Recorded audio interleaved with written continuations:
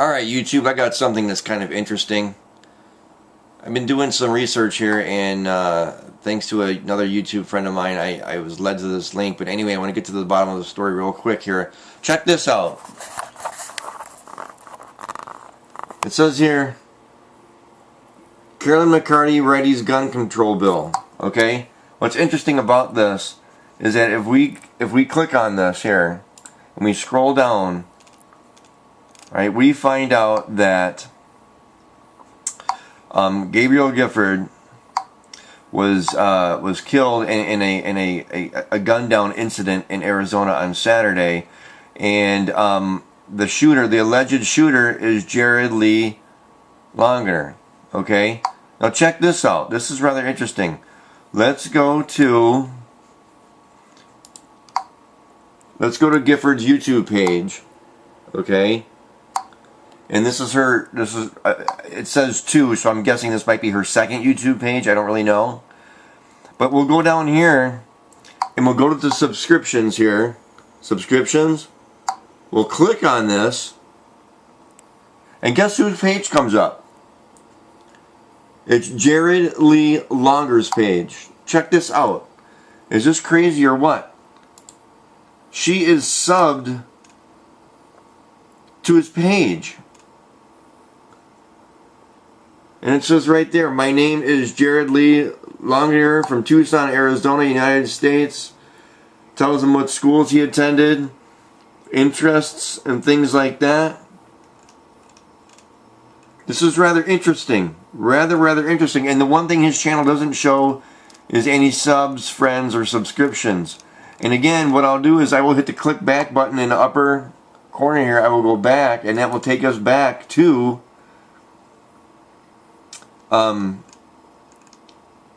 Giffords' YouTube channel. And again, right down here in the corner where her subscriptions are, she is subscribed to her gunman's page. Why is that? And how much of a coincidence is this? This is going to be very interesting, people. Very interesting. I don't know how this is connected other than YouTube, but let's try and find this out. Let's everyone work together on this. Let's try to figure out why this is. Hey YouTube, let's continue with this little investigation I got going on. Check out this video I found about Jared Lee. This is rather interesting. Check this out.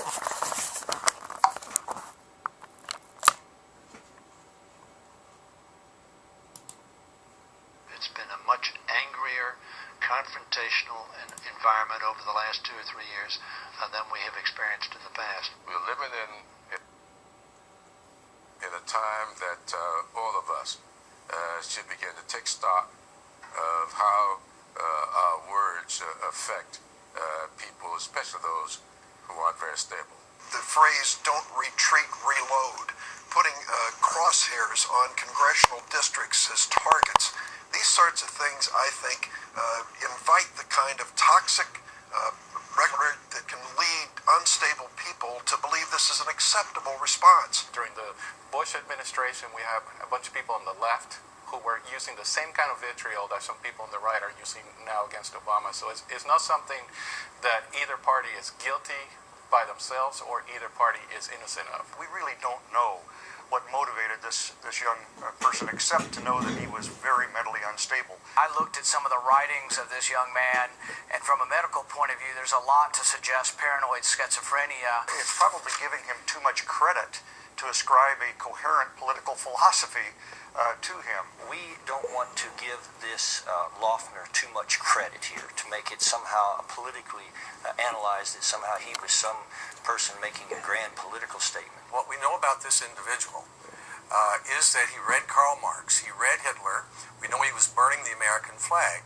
Now that's not the profile of a typical Tea Party member, if that's the inference that's being made. How did this man with this history of mental instability end up with this weapon? He had clips with him with 90 different bullets in them. Gabrielle Giffords, a fine representative from Tucson, I think would be the first to say, don't rush to judgment here. She herself was a proponent of the Second Amendment. It's probably about a very sick individual and what should have been done for that person.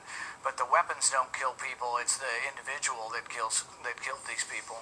I think it's very fitting and appropriate that Speaker Boehner has decided to suspend activities in the House of Representatives in the coming week so that we can all take a little time to figure out how we move forward. The repeal of health care is a top priority for the new majority in Congress, and that continues to be a high priority for the House Republicans and the new majority.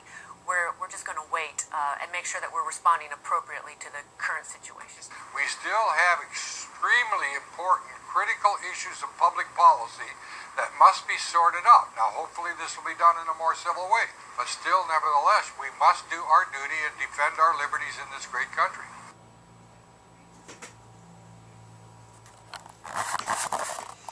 I think that's interesting how they say how he's crazy and unstable and he needed to get help. Because the reason why I say that is, why were the two YouTube pages linked? I don't understand that. That part is baffling to me.